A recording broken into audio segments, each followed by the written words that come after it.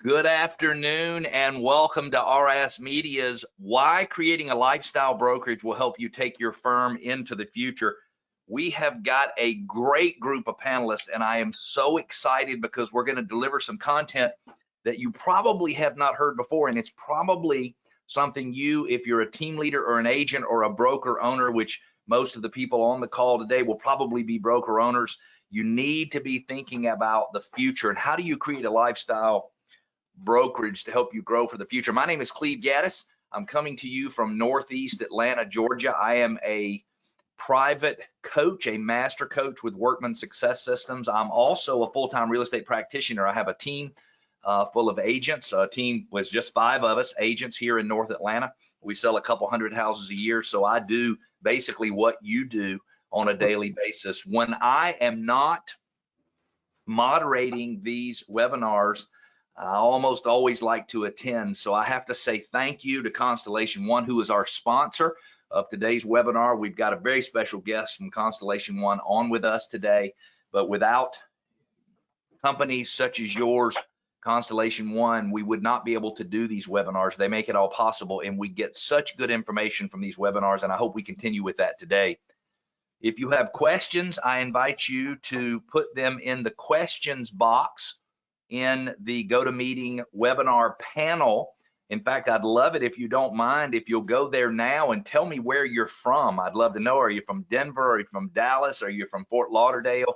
Tell me exactly where you're from. We can test out that questions bar to make sure that it's working. If you have any difficulties, do the same thing. Just put your question or post your difficulties in the question box, and somebody who is helping us from the technical support side will help us get those problems solved. And then make sure you stay on until the end. We've got some free giveaways for you, some things that you won't be able to get anywhere else unless you stay on through to the end. And so I encourage you to stay on all the way through to the end. Come on, everybody, post where you're from. I've got one from Brighton, Michigan. I don't know exactly where Brighton is. Austin, Texas, Detroit, Michigan, Petoskey, Michigan. I haven't heard of that one either. Cypress, Texas. I know where that is. Crested Butte, Colorado, Sugar Land, Texas, Gainesville, Florida. We've got another Florida. We've got Lewiston, Idaho, and Clarkston, Washington. I guess those are together. I thought that was Clarkston, West Virginia in the first place. I'm thinking that's an unusual combination. Let's see here. We've got Beach County, Florida. We've got Cape Cod. We've got Lubbock, Texas. We've got people on from all over the place. Thank you so much for joining us today. And I want to make sure that you feel free to use the questions tab. If you have a question that you'd like to have asked, then I would love for you to post it, and I'll make sure that it gets asked even during the middle of the presentation. I'd like to start out by recognizing the representative of our sponsor, and that is Kim Karatza. She is the Vice President of Marketing at Constellation One. She's got 15 years worth of experience driving revenue growth. I'd like to drive my revenue growth for 15 years straight in real estate technology marketing across North America. She leads the Constellation One brand and marketing strategies and has a proven track record for building and mentoring high performance teams, content marketing strategies, and leading internal and external client communications in medium to large organizations. And Kim is a wealth of knowledge, and I'm really looking forward to having you on and having you participate in the conversations. And so tell us, if you don't mind, a little bit about Constellation One. Sure, and thank you for that introduction. That was wonderful, Cleve. I appreciate it. So at Constellation One, our approach to market is that we are your source and the one source for real estate technology. So whether you would be with a real estate franchise or a brokerage, even right down to the agent, MLS, even other technology vendors, we're here to collaborate and build customized solutions to help you run your business. Love it. Love it. I'll move the slides forward. If you want to kind of walk through some of these slides and just give us a little overview, that'd be great. Yeah, sure. So I think the one thing about Constellation One is that because we acquire companies and we have a number under our belt already, we're able to help all the players in the industry. So we're not really focused on any one sort of measure in the market. We're really interested in helping the industry thrive And in doing that, we have to be able to work with all the different players across it. You know, when we talk about brokerages, which is our primary audience today, you know, we have everything you would need to run your office. We have everything for front office to help you build your presence, even relocation lead management, help with social tools. And all of these tools can be available to you sort of out of the box, but sometimes the broker has a vision for what they want to do and they want something more customized, or they maybe want to use our websites and a competitor's CRM. We're open to that. We'll work with you for what you're trying to achieve. We also help you with the back office. So anything to do with management of running your office, we're there, accounting, transactions, commissions, e-signature, all that kind of stuff. We also help this at the MLS level as well. We are a provider of these services for more than just the brokerage. And because we acquire companies, we've had to deal with MLS data a lot. And how do you standardize it? How do you process it, aggregate it, and get higher quality listing data showing on websites? With doing that, we've built a center of excellence for how to communicate with the MLS. We've also have an expert team that understand how the different MLSs work. And we've now been able to improve not only the listing quality that we offer our customers, but we're offering it to competitors. So example, Will, who's on the call with us today, he actually has an application in the industry and we help him with listing data aggregation to improve the quality of the listings that are going out to him. So we're very collaborative in what we do. We don't like to look at it as product driven, more solution driven. And if there's anything you're thinking about, you know, think of Constellation One. We're a great place to start your conversation, and we'll honestly look at what is it that you need and how can we help you put the pieces together. And how can we customize those pieces? Kim, thank you so much for sponsoring. Thank you for being on. I hope you don't mind. You've got so much good information and so much good knowledge about the industry that I'll probably loop you into the conversation a good bit. I want to introduce our two panelists without further ado. First, we have Shauna Alt, who is the president of First Weber Inc. She's got 25 years worth of experience and has had many diverse roles in the industry. And I think it's interesting that she started as a personal assistant, then she became an agent, then a regional sales manager, then a vice president, and then a president. So it sounds like she has seen it from all sides here. First Weber sells real estate throughout Wisconsin, Minnesota, and Michigan.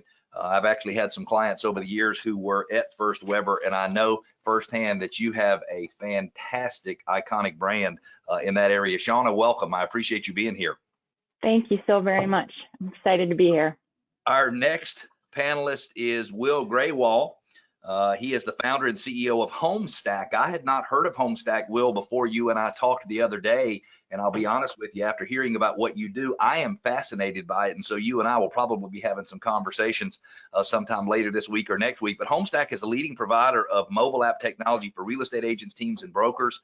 They're based in Los Angeles, California, founded in 2012. Since its inception, Will has led the team at Homestack, affectionately known as the Stack Pack. I like that, to create mobile first platform that fits any real estate workflow. And what is so interesting, and I want to talk with Kim for just a few minutes, but what is so interesting is, Will, you helped open my eyes to the importance of having accurate data that is displayed in a manner that is really appealing to the consumer. I'm going to use the word Zillow-esque, and I'm not using it because I love Zillow. It's just that Zillow has figured out how to have the right kind of experience. And that's kind of what you and your crew are doing as well. Am I correct? Absolutely. You know, when people say the word Zillow, you either love it or you hate it. I consider them like our best friend. They've kind of proved the model when it comes to user experience, when it comes to mobile applications. But where we can solve it, it is driving accurate data and delivering value through collaboration. Love it. Well, one of the things that is so important to everybody today, and I don't want to spend a lot of time talking about it, but Shauna, I would like to ask you, are you seeing any balancing of the market? Are you seeing supply and demand starting to get in balance in your area, or is it still really, really lopsided?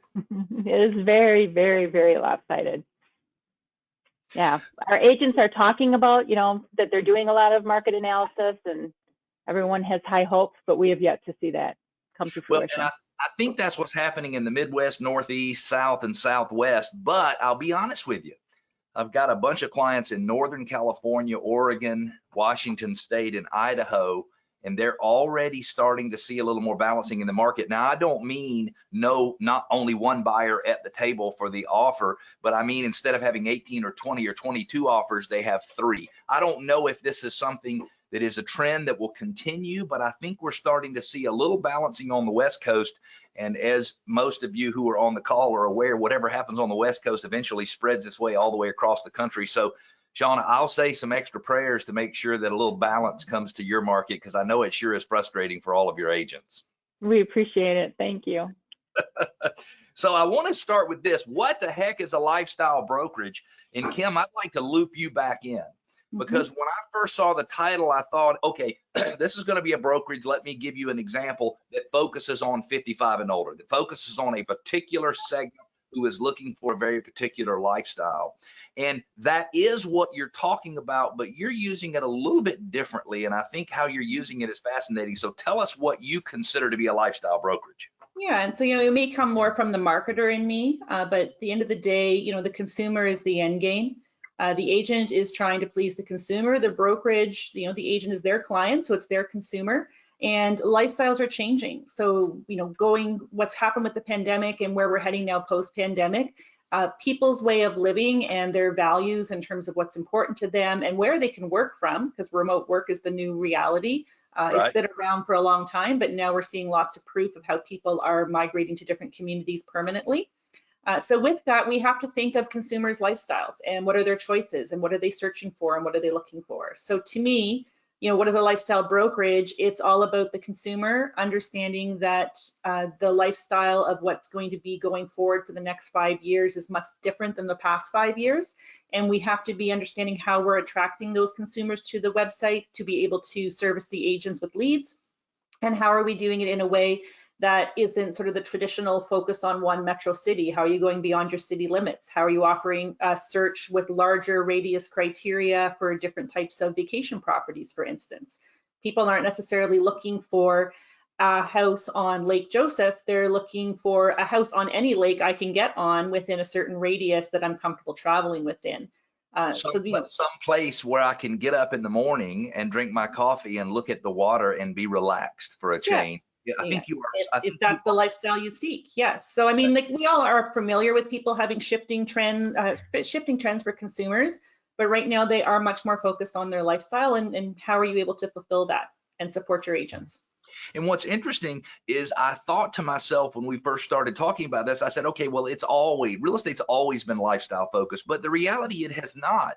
It has in the past been much more needs focused, meaning I need to live here because I got to work there, or I need 2 bedrooms, I need 1 bathroom, whatever I need.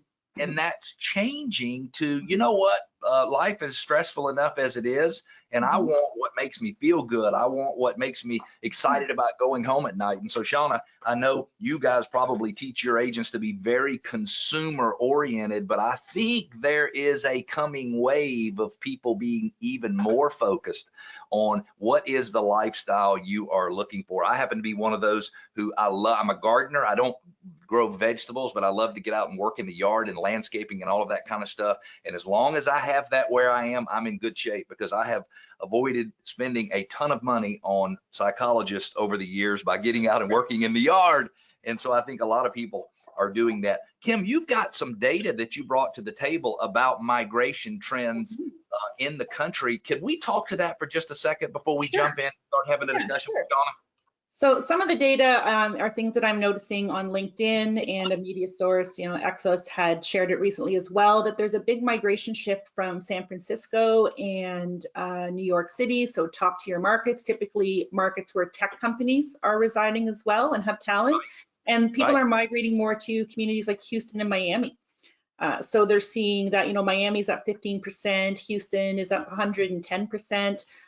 So what's happening is that with the tech community, the work from anywhere is being driven home even more. People are moving because they need access to inventory. They're moving for price. They can get more house, less dollars. They can still maintain their salary and work at their current job. As well, they're moving for lifestyle and access to community resources. Something else we're seeing is, communities you wouldn't really think about before. So I always say, what's going on in Idaho?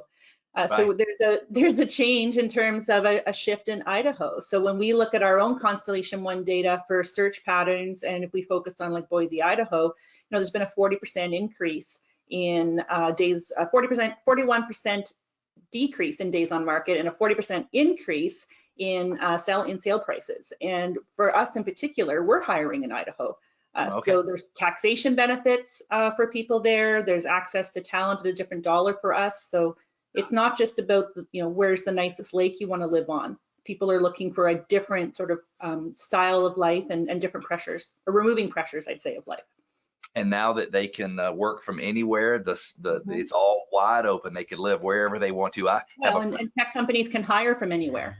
Right? Oh yeah, I have a friend who does. That's the other side of it. We're talking about where people want to move, but now as a tech company, I can hire from anywhere. I'm putting money, I'm bringing salaries into a community that now has more buying power to drive more real estate in that market. So those secondary markets, for instance.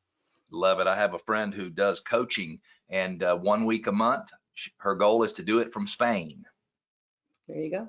That's a whole, none of her clients are in Europe, but she wants to do it from Spain. I just love that. Well, let's bring Shauna into the discussion at this point. Thank you so much, Kim, for that valuable information. People have more options, and they want to get the lifestyle they're looking for. And so if we teach our agents and we teach our brokerages to have better conversations with people about that lifestyle element, what are they looking for? How do they want to feel when they're in the home? What do they want to see when they get up in the morning? Things that we may or may not have had conversations with them about in the past.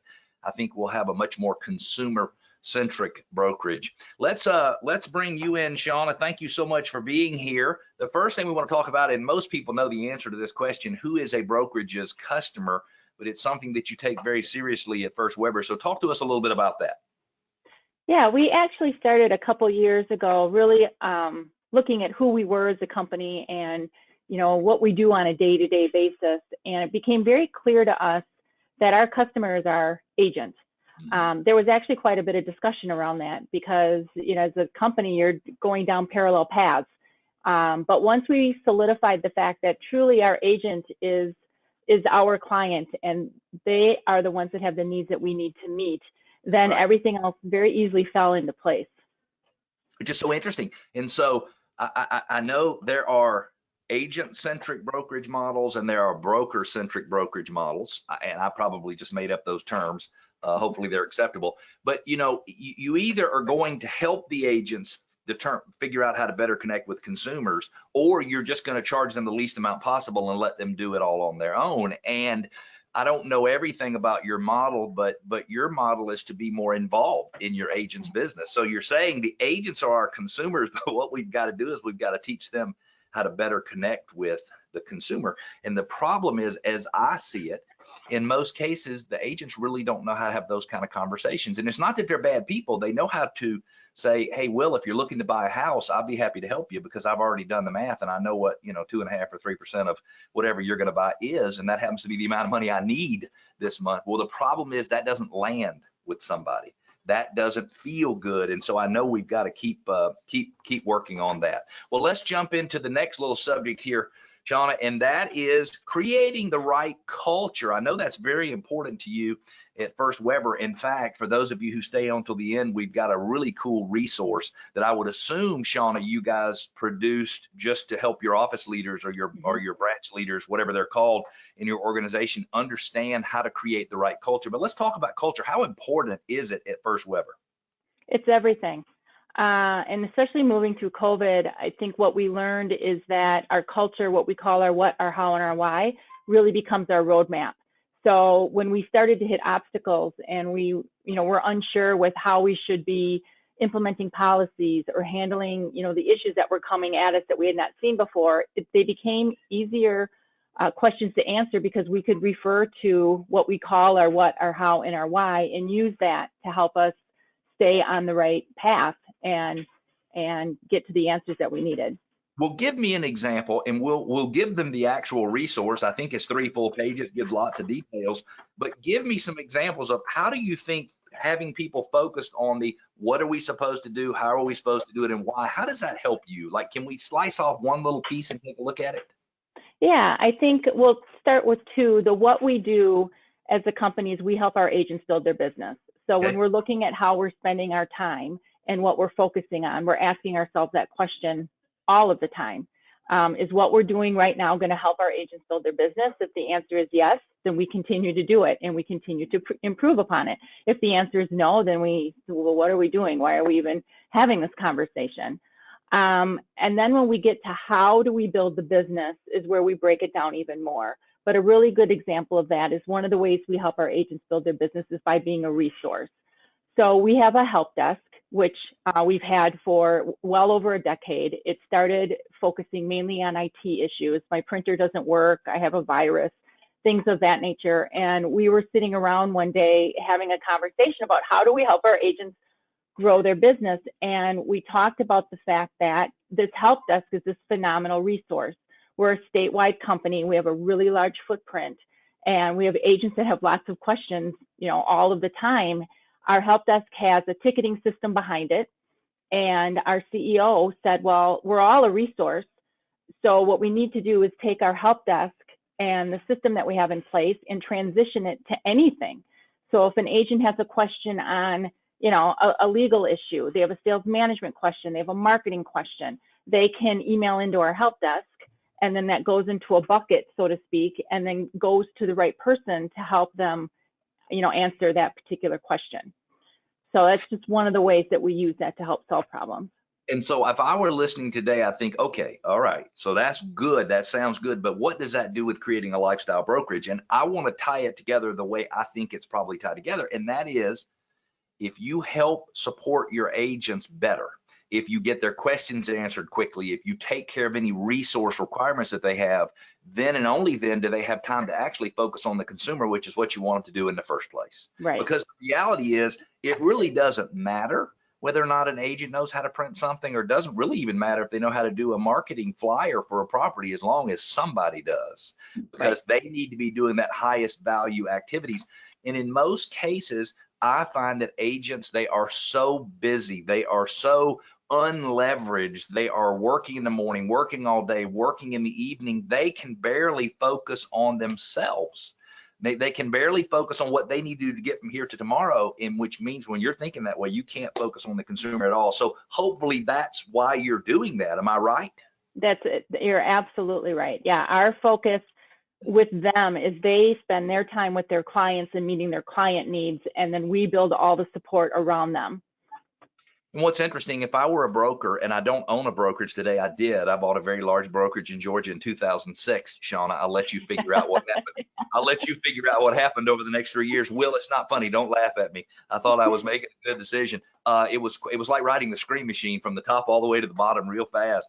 But what are some things, by the way, that you do? I know you have a couple of resources. We have a book up here on the screen. There was a couple of really important resources that you like to use in terms of creating culture. Tell us what those are. So Simon Sinek, which everyone is seeing, is an amazing book, Start With Why, and it gets you really focused on why are you doing what you're doing? Why do you get up every day?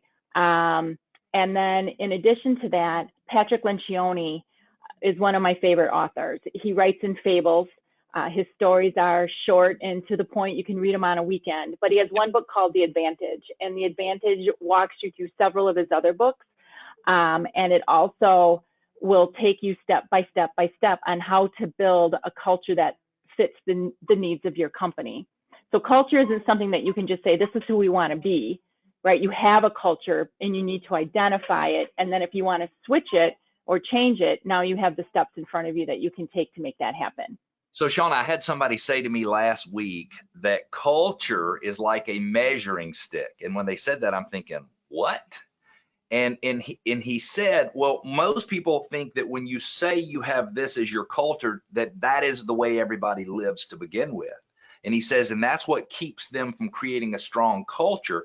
Whereas when you put the culture in place, you're giving them a measuring stick to compare themselves to, meaning this is what I'm supposed to do and this is how I'm supposed to think, and I'm falling a little bit short of that. Do you agree with that? Yeah, absolutely.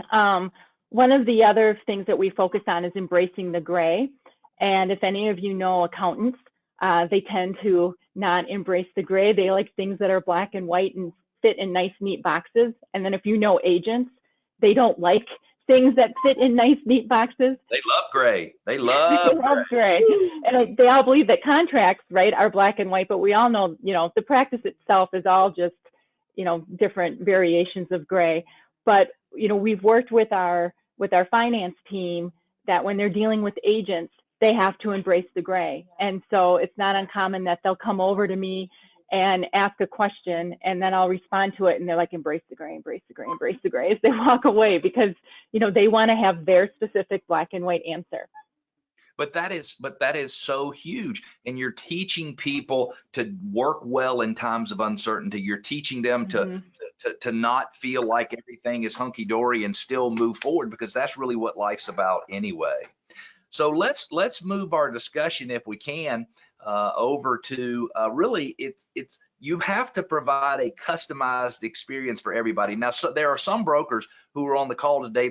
Their model is not to provide a customized service for everybody. I will tell you, I've seen some very, very successful flat fee brokerages who have learned how to add some additional services and are really doing well in certain areas. But what do you do in First Weber? Because I mean, First Weber is a big company, and you've got certain ways you have to do things. And so how do you keep from making half the agents feel at home and the other half feel like they should be home somewhere else? How do you do that? It is a big challenge, but it is something that we're very focused on trying to do that. We've got a very large support team here, and our managers spend time really identifying, back to Simon Sinek and the why, really identifying what is important to the agent. Our overall mission is to help our agents define and achieve a meaningful life. And the only way we can get to that point is by asking them questions. What is success to you? Success to you is different than what it is to Will or different to Kim. And then once we can find out the answer to that question, we can work to try and design a system around them to help them achieve where they want to go. So interesting. And how important do you think it is to provide that customized experience? Meaning, like, do you think you retain 10% more agents every year? Could you even put it in black and white as to what benefits you think it is to the company? That's a really interesting question, and I haven't really thought of it that way.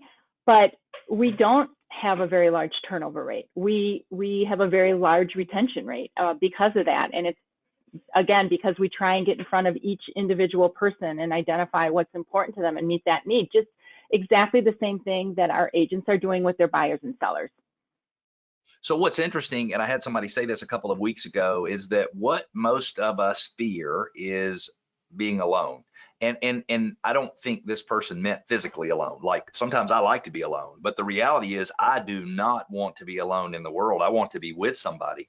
And so if you're creating that environment, that experience for them that makes them feel like they belong there, then they might be able to turn around and do that same thing for their clients, which is really what you're looking for in the first place, I would think.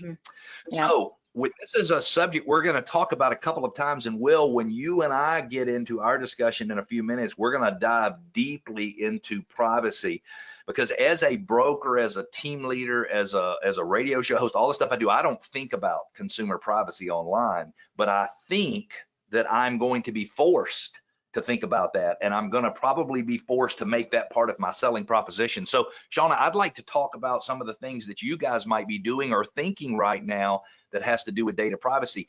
And if you're listening, and I'm sorry to keep talking, but if you're listening, you're thinking, what does data privacy have to do with lifestyle? Well, it could be that it has everything to do with lifestyle, because it could be if Will is looking for this from a lifestyle standpoint and he values his privacy, if that's the messaging I'm giving him, it could be that he connects with me and my firm and only me and my firm. So, Shauna, sorry to talk over you there, but what are you guys doing at First Weber?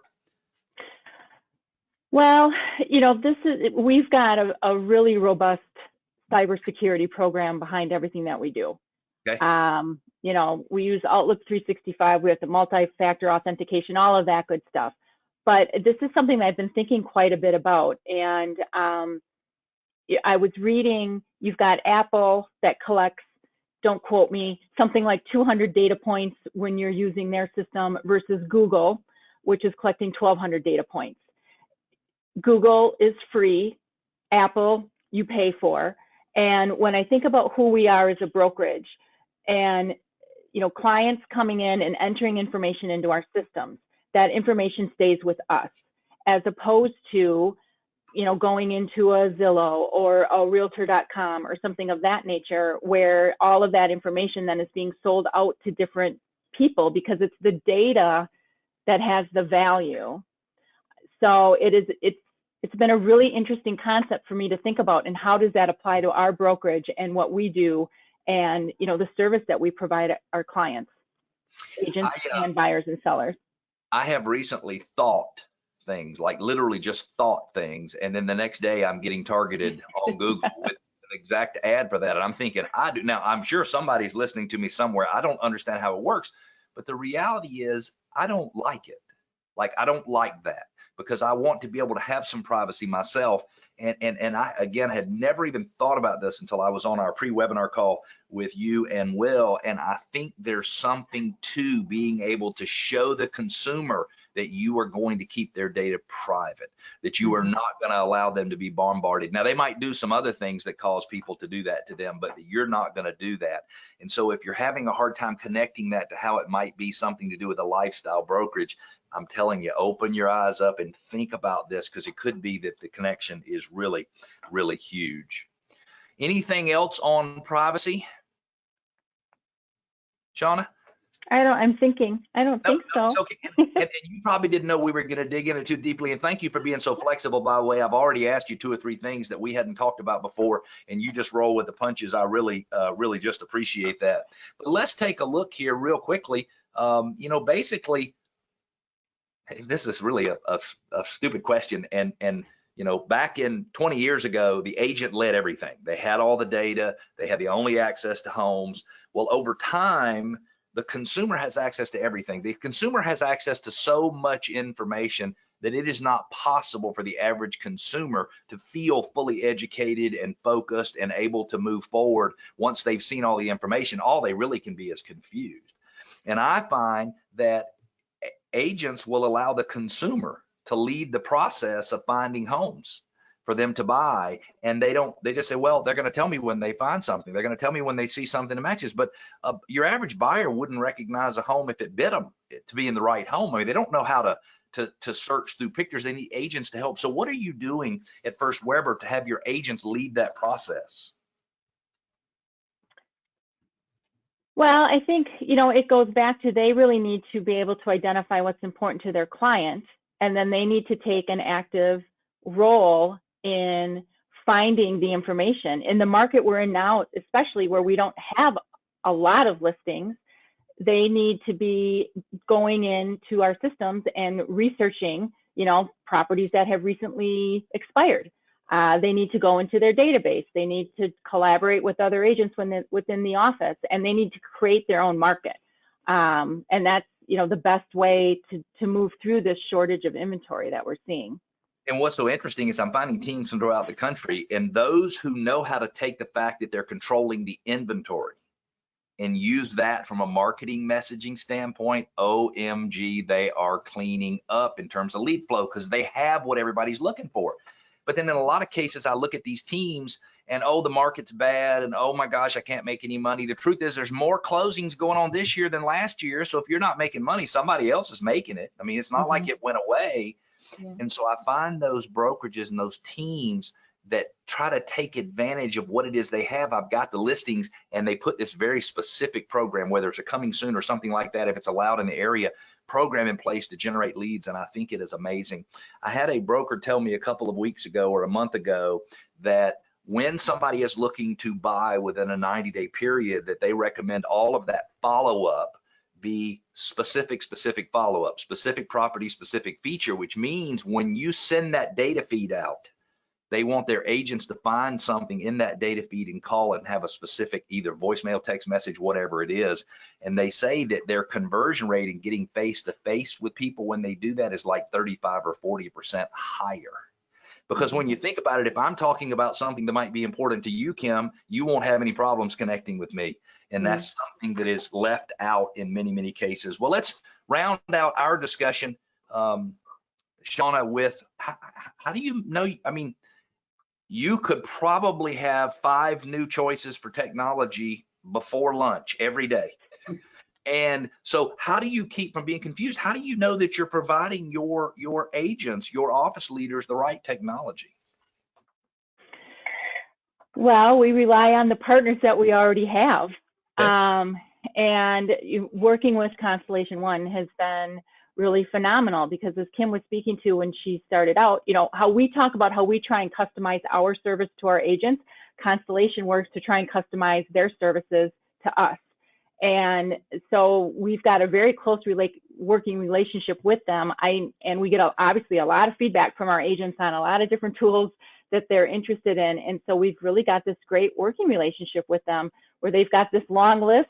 It's our big to-do list, and we have regular meetings with them, and it's just a really great way to accomplish what we need to be doing. So it sounds to me like you pick a partner that you think is capable of being a real partner, and then you just move forward with them, even if you have to make some course corrections and some changes. That's what you do. And I think it's totally confusing to brokers and team leaders, all the different technology, and this is going to be my solution, and that's going to be my solution. Well, the solution is use what the heck you have in the first place, and things will work out a lot better for you. Shauna, thank you so much for taking your time to be on this with us today. I'll probably loop you back in for some additional discussions. You've been a wealth of knowledge, but I'm going to turn my attention now to Will. Will, thank you for sitting there and being patient this entire time. You didn't yell out anything. Dave, I wanted to. I held it back. I love it. Hey, I'm so glad you're here. Let's start with what you think the mission should be, or the purpose should be for an entity who is providing online data. And let's say specifically, we're talking about something that somebody's going to access from their mobile phone. Yeah, so I do kind of want to do a callback real quick to Shauna's point on culture, and I'm completely aligned on that. I think oftentimes culture is misconstrued, and we're constantly competing for listings, for market share, for agents, and I'm personally guilty of this, Cleve. When we recruit people to work here at Homestack, I used to have the ping pong tables, the cold brew coffee machines, the hoverboards, you name it. But what we really realized was culture is invisible. And one of the things that, through this transformation that takes place is you have to walk in every single day, win the day, embrace and drive change, and ultimately empower your team. Now, when it comes to transparency and clarity, Will, I'm going to add on to this, because you really got me thinking. So if there's anybody listening now who thinks that they can't change the trajectory of their business by changing their culture, I would invite them to think again. Because when you have a very strong culture, you change the way your agents and your staff think about things and how they deal with the consumer. And in today's world, unfortunately, it's a chase to lower and lower margins every year for brokerages. The only way to stop that problem is to be more specific about who you are and what you bring to the market. And Will, I think your comments there were so, they're just point on, and I appreciate you bringing that up again. And sorry, I interrupted you before you started to go into your mission about vision and transparency. No. I mean, piggybacking to your point, it's, as a brokerage, what's your North Star? It should be the path to profitability. And there's multiple ways that you can skin that cat, right? And really what you and Shauna were talking about is there's kind of a fork where you can discount, offer absolutely no value, or you can have a choice of offering a premium service where you're delivering max value. And so jumping right into this, when it comes to mission and vision, that has to live within. The mission is what you're doing. The vision is how you're going to execute it. But when it comes to transparency and clarity, there's a saying out there where it's, you can go quick by yourself, you can go far with others. And so when you enable transparency, it enables that collaboration of people working together. And I see that biggest lift is through technology. Yep, I agree. So when you talk about vision and transparency and clarity, you're really talking about creating full transparency for the consumer to see inside of what's going on in real estate. Am I right in saying that? Yeah, so right now there's this fragmentation in the space, right? And if we do really want to kind of do a callback to the inventory, I look at our national data that we have here at Homestack. Inventory is a big problem, but one of the biggest culprits here is days on market. On average, listings are only lasting 18.3 days on market. That's historically low. That's about half the time of what it usually is. And despite the trajectory moving in the right direction, like when it comes to inventory, we rely on compounding these numbers from a week to week, month to month. Right. But what we noticed is that listings are turning into a pending state 45% of the time within the first week. And so how are we going to win this battle together? If I'm searching in a portal by myself, clicking, favoriting listings, thinking that I'm going to see it on the weekend, you're too late. That's right. That's exactly right. Yeah. So when you bring transparency and clarity in the workplace, everybody's mutually aligned. When you're mutually aligned, you can go further, quicker. Yeah, absolutely. Absolutely. So you mentioned as one of your talking points that consumers really depend on the information you provide. You know, if somebody shows up looking for the house with the green shutters that was listed for sale on, I'm sorry to mention Zillow again, but was listed for sale on Zillow, and then they realize it closed in September, not September of 2020, but September of 2019. And, you know, they're very frustrated because these consumers are trying to move forward with life. They're getting married, they're getting divorced, they're having kids, they're relocating, they want a summer home, they want something, they've got something they're trying to move forward with in life. And I think in many cases, our agents and brokers don't think about the fact that the consumer is relying on that data to be 100% accurate. I mean, very good point. I think it's important to note it all begins with search, and listing data is a pillar that we stand on here at Homestack, and that I think brokerages across the U.S. have to stand on. To your point, Cleve, I can't tell you how many horror stories that I've heard of people looking for listings on some of the portals that sold days ago, weeks ago, months ago, pre-foreclosures. So in return, what this is going to do is it's going to deflate buyers' confidence, and it's going to create double work on real estate agents and cross-referencing the MLS. And so when buyers are discouraged and listings are going off the market like hotcakes, what do? So I do think when it comes to listing data, that has to be as close to real time, sanitized, normalized. And I think this kind of flows into, well, how is this data portrayed? Right. Is it through an MLS drip campaign? Is it through a mobile application? Is it through Web IDX? The list goes on. Yeah, absolutely. Absolutely. So if you can provide more accurate data, you might be able to connect better with the consumer. And in a lot of cases, that's not something probably that we think about a whole lot from a brokerage standpoint. I am constantly looking things up on my phone. Every once in a while, I look at a website, and because it's not formatting it correctly for the screen, it takes things and breaks things up and puts them on two lines when there should be one line. And you don't think that's a big deal, but mentally I'm over it when that happens. So let's talk about having your technology be optimized for any device somebody is using to look at it. Yeah, I think this is a must. And if there's anything that we've learned over the past year, I think the power of the pause has enabled technology brokerages, agents themselves to reevaluate their stack. It's kind of like getting an oil change, right? You do your 21-point check. What are we doing right? What are we doing wrong? And I think we have this remarkable opportunity to really evaluate that. In my opinion, apps like Redfin and Zillow, I give a lot of credit to them. They've revolutionized the mobile experience. Keller Williams and Compass, they understand that this is a direction, which is why they're doubling down on mobile. So in order to compete in a digital first environment, one has to take a look at their mobile experience. To me, it's a non-negotiable. We really don't believe, sorry to jump in, it gets back to, the lifestyle, consumer lifestyle's changing. And so what does the consumer want, and where is the consumer consuming information? They want remarkable experiences, and that's a lot of pressure on an agent.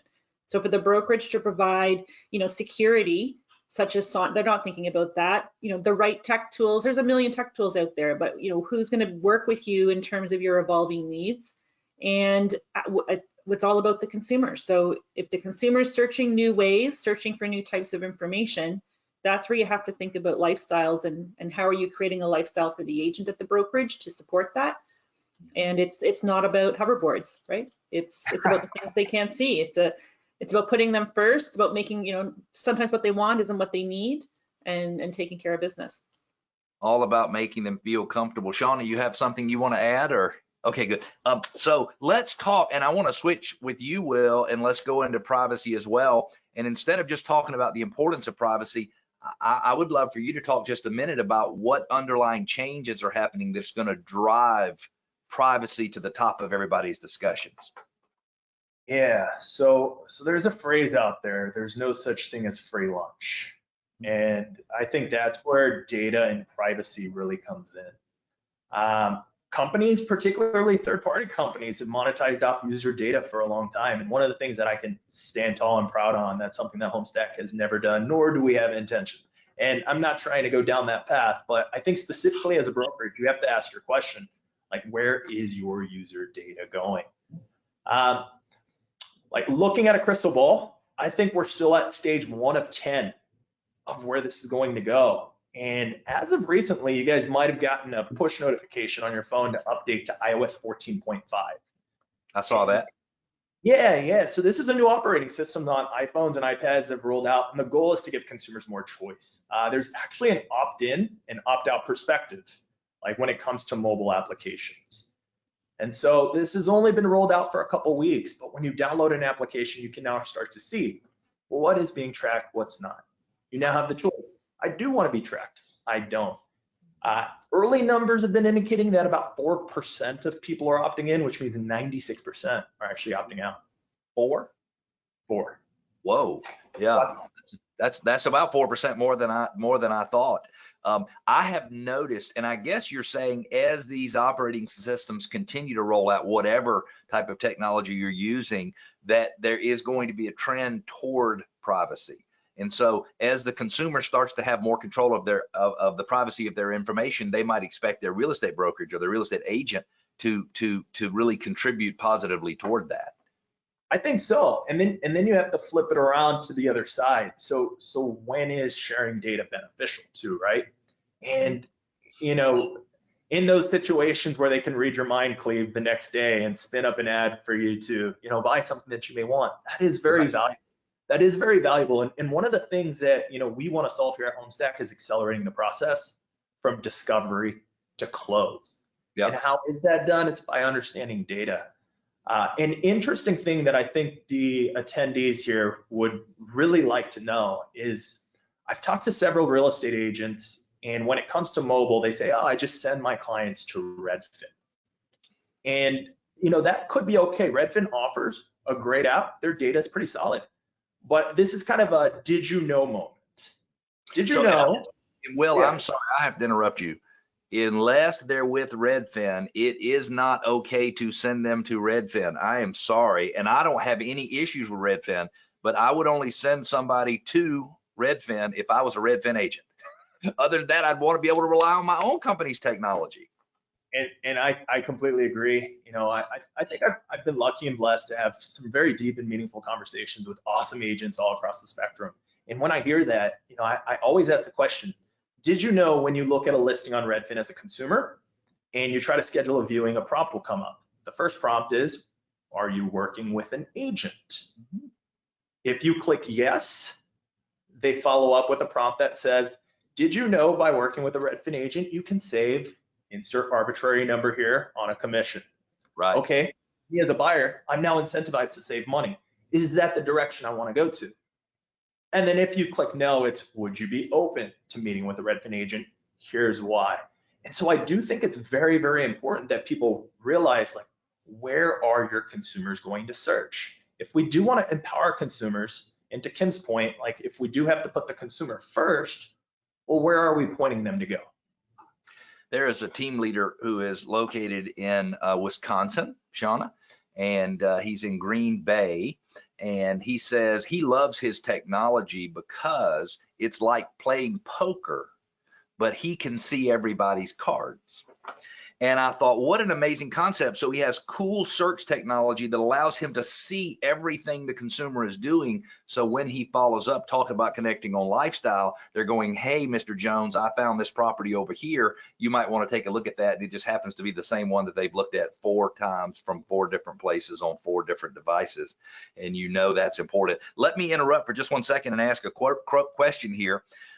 This is from Merrill, it says, and this is for you, Will. It says, I'm a small brokerage. What kind of app would be developed for me and my team could be developed that would add meaningful value to my clients? In other words, what would the app do that the consumer actually needs? Yeah, so in regards to what the consumer needs, it's user experience, it's accurate data, and it's trust. So very similar to applications like Redfin, Trulia, Zillow, Airbnb. What we do is we build you your very own application, named and branded to you, in which you're the only point of contact. You can see all the data on the back end, very rich analytic data set for you to better guide your end user to finding their dream property. And so it's named however you want to name it, branded to how you want to do it. And I think this next slide kind of flows into that question very, very well.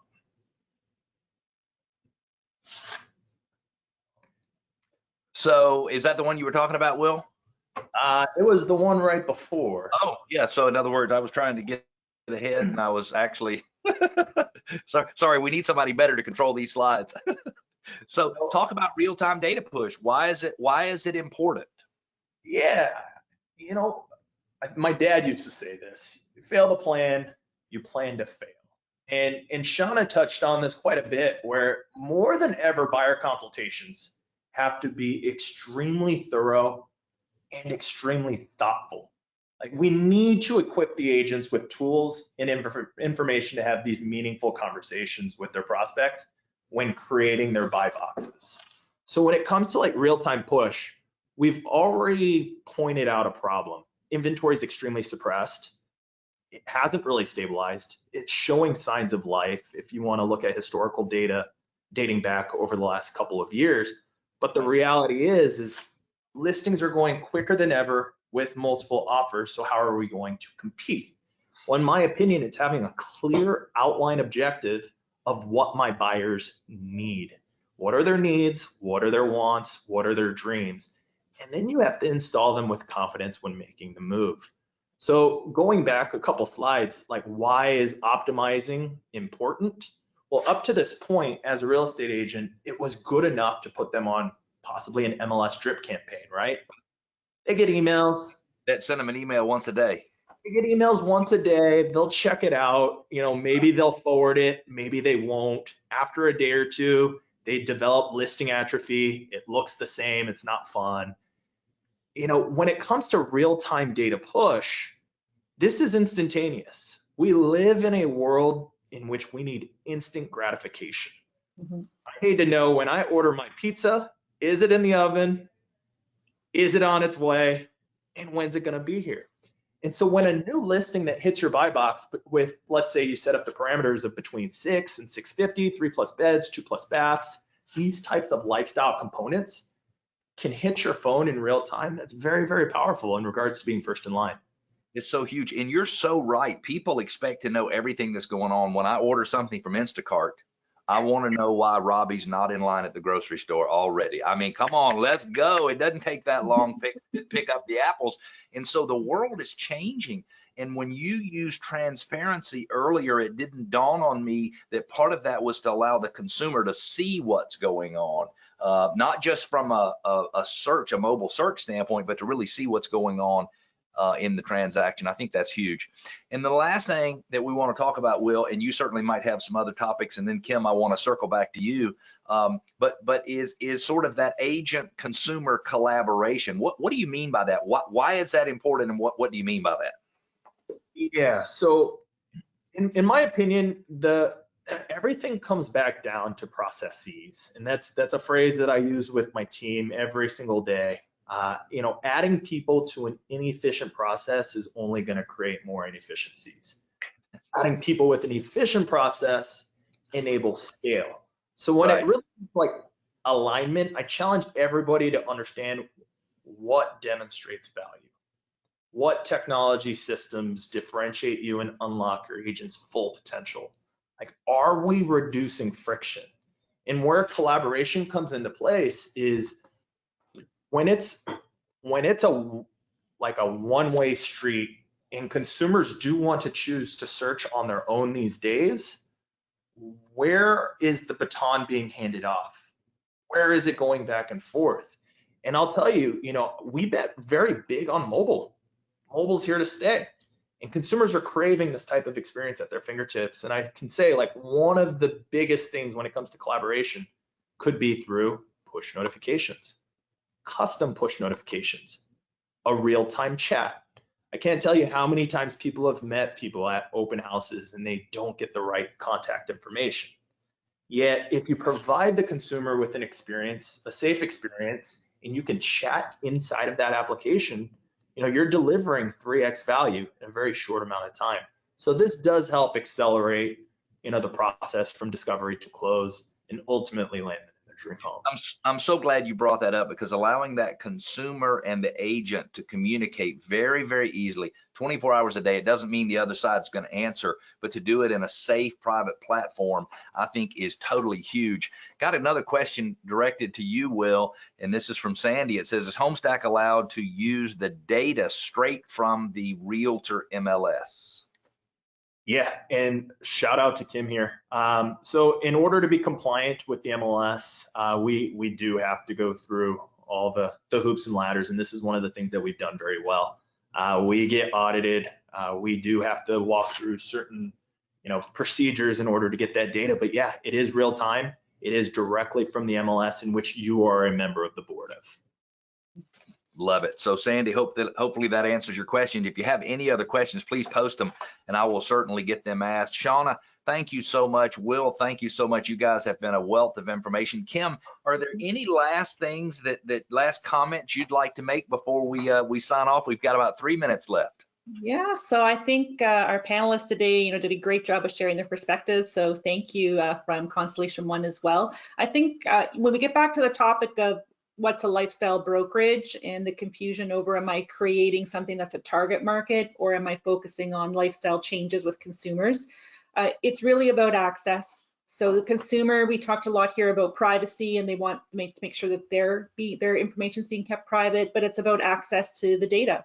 So what is the listing data that you're able to provide access to? How high quality is the data? What is the real-time nature of the data? So, take a look at what you're doing in your brokerage today. Are there things that you could maybe be improving within your current technology platform? Are there things that you could be offering in terms of a different experience for search for those consumers that are changing how they search because of their changing lifestyle? And back to Shauna's point about create your market. So when you're talking to agents about create your market, or if you're an agent today and you're hearing that, be aware of these trends that are happening now post-pandemic in terms of people are migrating into different areas, and how are you working your referrals, and how are you finding opportunities to not wait for that referral to come in from a technology company, but go find it, and be aware that people are hiring in communities they didn't hire in before. Absolutely, such great advice. And if you think that the technology you provide might not have any impact whatsoever on creating a lifestyle brokerage, I invite you to think again. We've got some great free giveaways. We've got a buyer information sheet. We believe at Workman that having a structured process for collecting information as you start interacting with buyers is so very important. We're sending you a fillable PDF form. We've also got the Workman Success Systems process for how do you create core values. If you don't have any, you don't know where to start, it tells you what to do. And we even have a couple of samples. We've got the what, how, why. I might have put that out of order, Shauna. If I did, I apologize, but it is your proprietary. This is what we do from a leadership standpoint to create the best experience for our agents. And I appreciate you sharing that with us so very much. And then one of my favorite of all of them is really how to assess your CRM. This is something that's from Constellation One, has great tips and questions, things you need to think about as you decide, which CRM you want to use. And then we have a sort of a brochure, 7 or 8 page document that talks about the different data services that you provide. Kim, is there anything else you'd like to add before we sign off? No, I don't think so. Just thank you everyone for listening in today. And if you have any questions, we're here to help. and happy to answer any questions after the webinar as well. Thank you, Will. Thank you, Shauna. Thank you, Kim. We're going to sign off. I hope you guys have a great rest of 2021, and I hope the market balances for everybody. See you later.